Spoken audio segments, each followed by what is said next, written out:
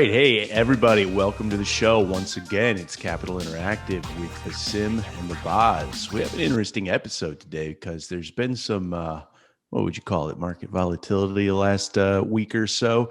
Specifically, we want to talk about everything that's going on in the market as it relates to GameStop and some of the fun little intricacies that we see going on in the market. So it'll be an interesting episode, and it's definitely a hot topic nowadays. What do you think, Basim? Yeah, I mean, Main Street's making some money. Well, some people are making some money. Some people are losing money hand over fist. Yeah. How did everything all start? Right. I mean, I think ultimately everything that happened with GameStop, it all started with, these large hedge funds that were taking a short position Yeah, I on mean, GameStop.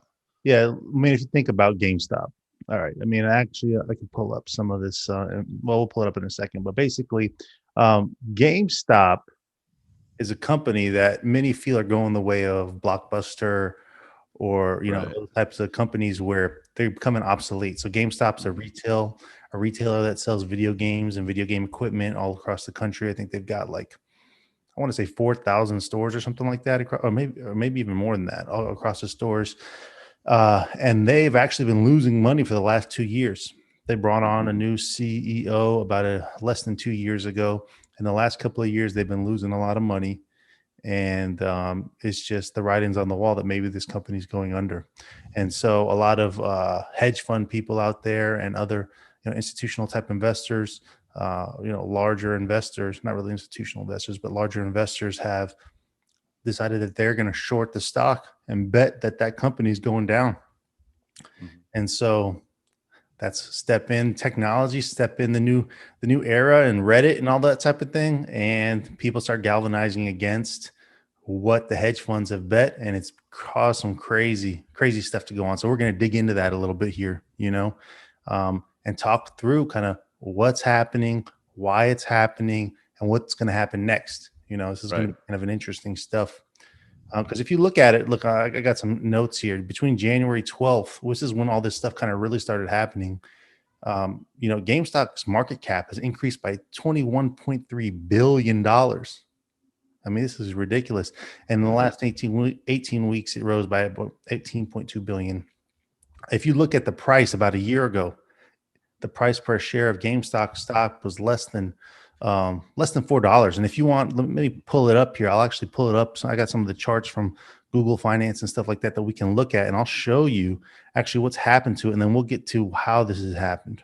Okay, let me share my screen with you. Okay, now let's look at this here. So I'm going to pull up actually Google.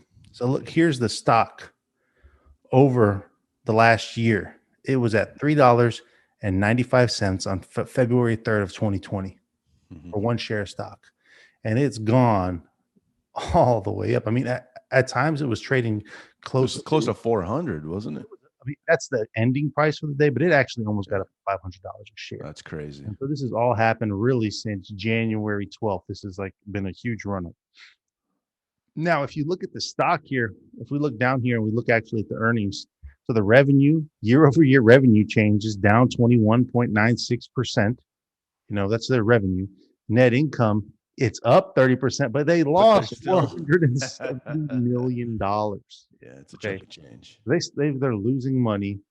And now if we go back to 2019, they lost 673 million dollars. So Right. this loss of $430 million is actually like an improvement. And this is when they brought in their 8.3 billion in 2020. Yeah, the revenues was, I think it was in the sixes, six some odd and if billion. you go back to 2018, I mean, on $8.5 billion, their net income was only 34 million. I mean, this has just been going. It's kind of been steadily going down a little bit here, and so the idea is that now people are, um, downloading games and that type of thing. Let's look. Yeah. Let's look at the. Well, the business model is changing. I mean, how many people go into a store to buy games nowadays? I mean, I don't know the last time I bought a game, like a physical copy of a game. If I want a game, I just download it. I never go into a store. In fact, the only thing you get from stores nowadays, and even this is changing, is like if you buy the actual system. But I think Yeah. the last system I bought was on Amazon. So again, this goes to a discussion we had in a prior podcast about retailers, kind of industries that are going the way of the dodo. And, brick and mortar stores are not as popular nowadays. It's the convenience and ease of being able to accomplish what you want digitally. So yeah, it's no shock that GameStop, has been steadily declining over the last several years. Yeah. So, I mean, if under conventional wisdom, this company is not doing well, and most investors wouldn't be investing in it.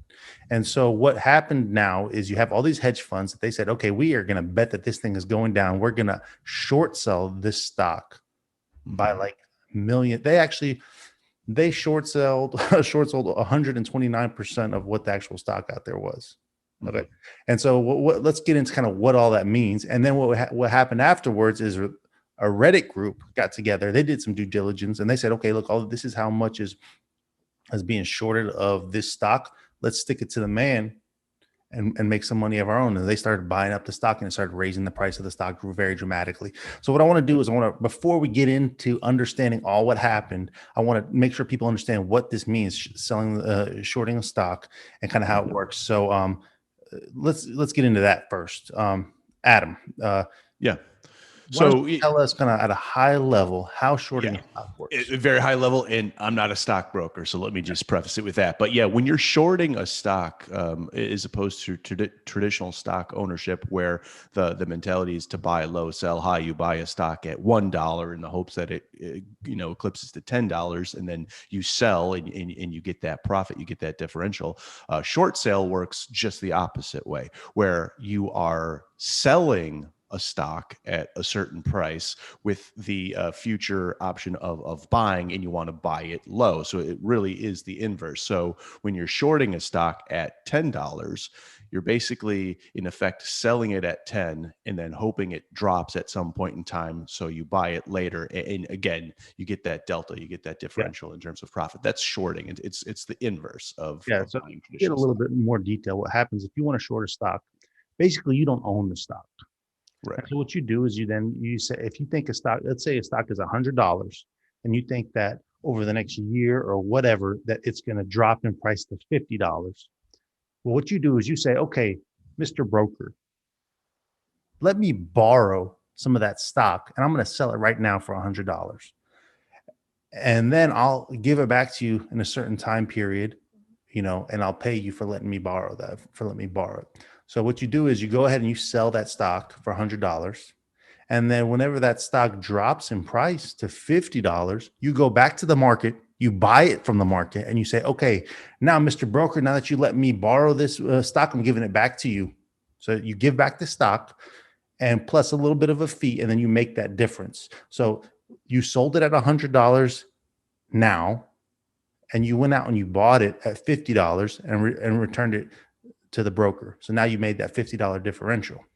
You do have to pay the broker some kind of a fee for that because they're letting you borrow the stock. And that's kind of how this works. So what happened now is there was a whole bunch of hedge funds that thought that this thing was going to go down.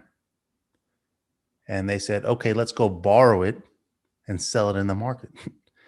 So they borrowed 129% of the stock, went out and borrowed it, sold it in the market, and were intending to then buy it back whenever the company was basically going out of business or when the stock price Mhm. hit zero or hit. These hedge funds, they have lost billions over Yeah. this move, This is absolute billions. and this is what's really important about when you do some of these derivative type transactions, and specifically like hedging a stock. There is unlimited basically downside potential because Mhm. a stock can only go to zero. So you have if you bought it $100 and the stock goes to zero, the max you can make is $100.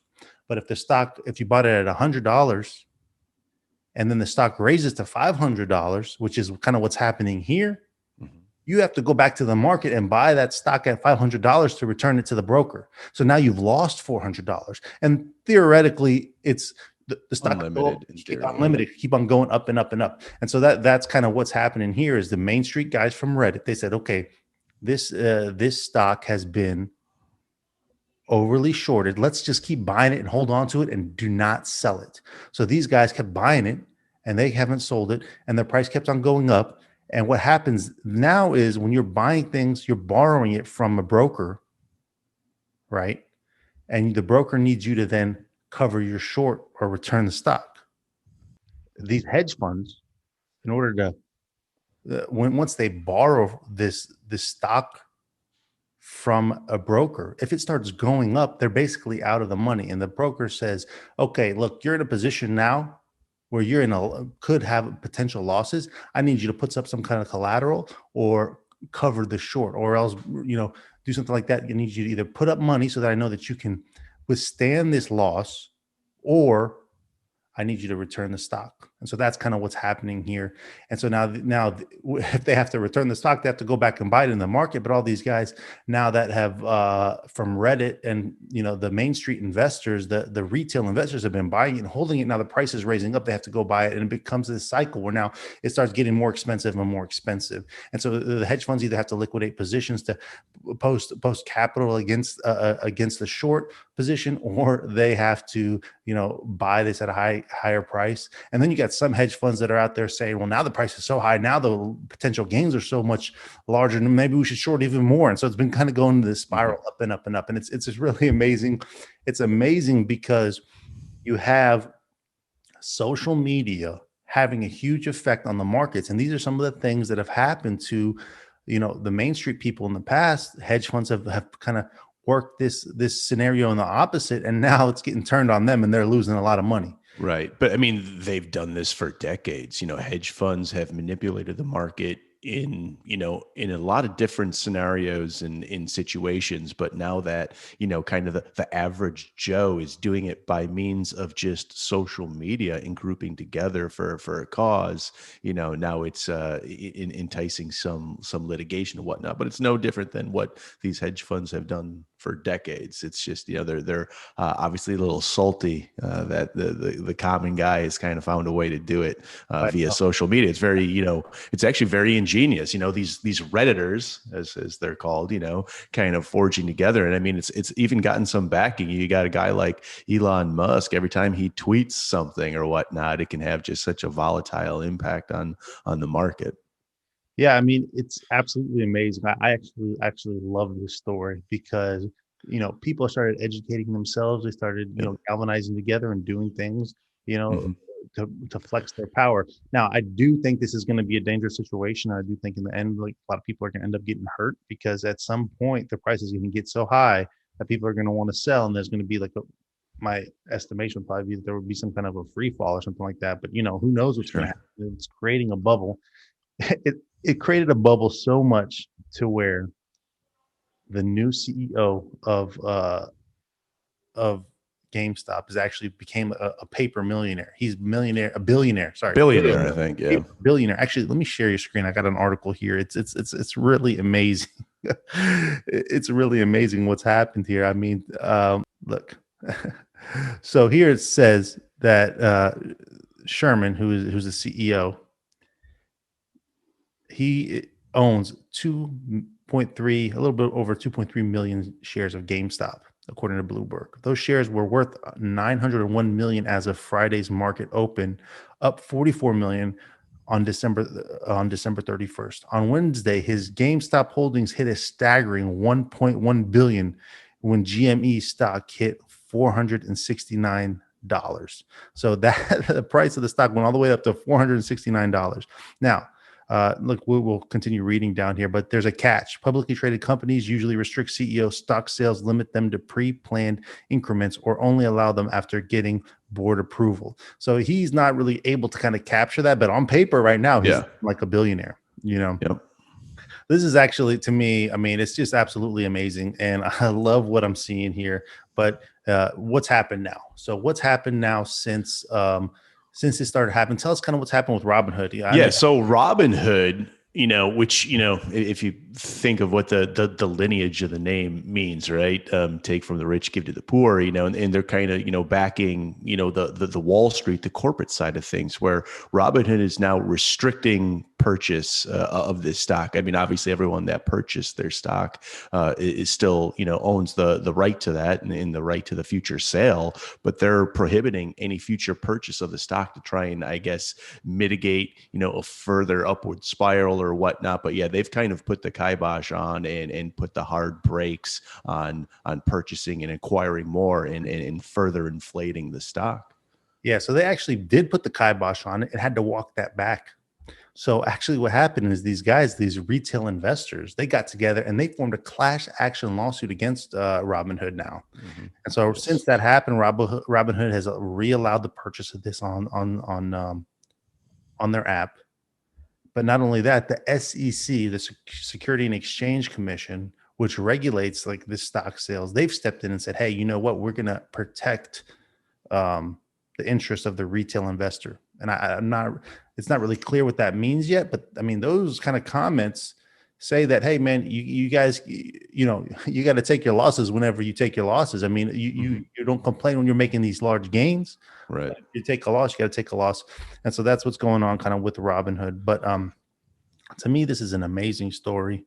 I'm really curious to see what happens next. I mean, what is going to happen over the next few weeks? I mean, is this going to be a trend that we're going to continue to see where they just pick other stocks?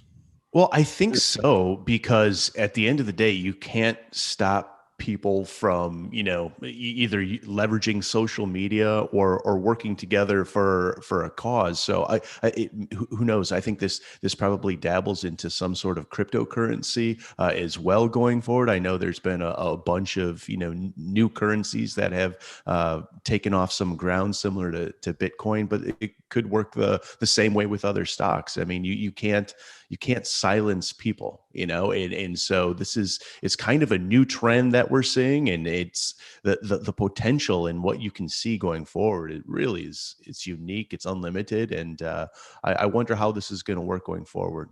Yeah, it's interesting. So we've seen this a little bit with other stocks. So, for example, this type of activity started also with AMC, the movie theater. Yeah. It's also been Yep. hit with the pandemic.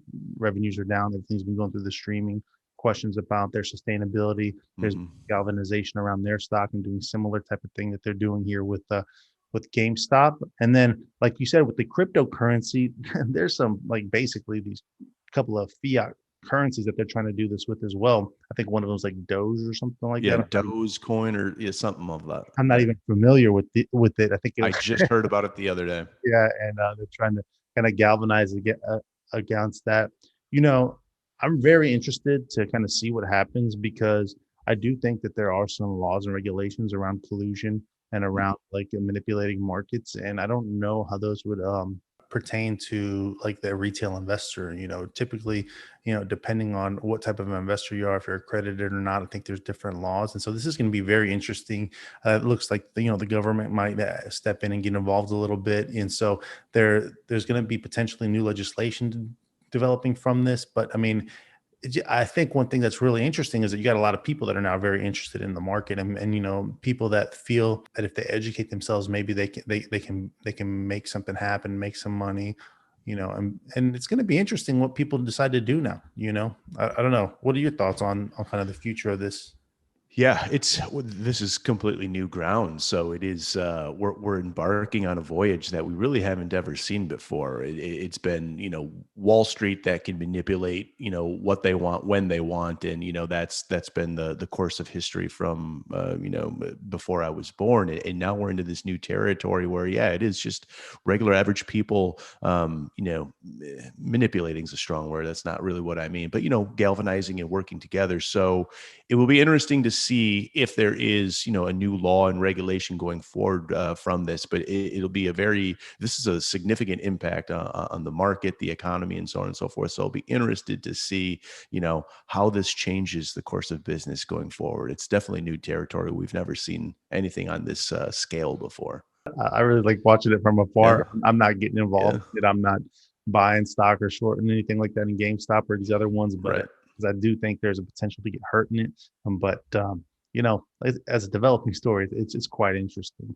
Um, Yeah, no, I agree, and I'll just be very curious to see the fallout from this, and what happens going forward for GameStop. I used to work at GameStop many moons ago. I Really? don't know if you remember. GameStop was so GameStop is obviously what everything formed into, but there was a bunch of game stores back in the day. There was Funco Land, there was Babbage's, and then GameStop, and GameStop obviously eventually acquired the rights and merged everything into GameStop. But 20 years ago, those places were the mecca in terms of games, and as we mentioned earlier, the landscape certainly has changed regarding retail gamers and all that stuff. But I'll be very interested. It's kind of a story that's near and dear to my heart, just given my former employer back when I was in my 20s. But yeah, it'll be interesting to see what happens going forward. Yeah, that's awesome. No, I didn't know that. I mean, the only reason I even know GameStop is because I got a son, and we're looking for the PS5 a few months back,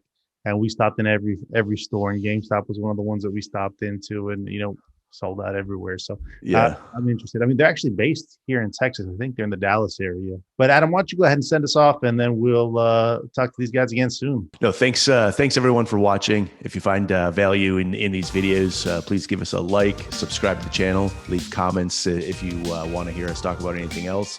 As always, it's Capital Interactive with Besim and Boz, and we'll catch you on the other side. Great.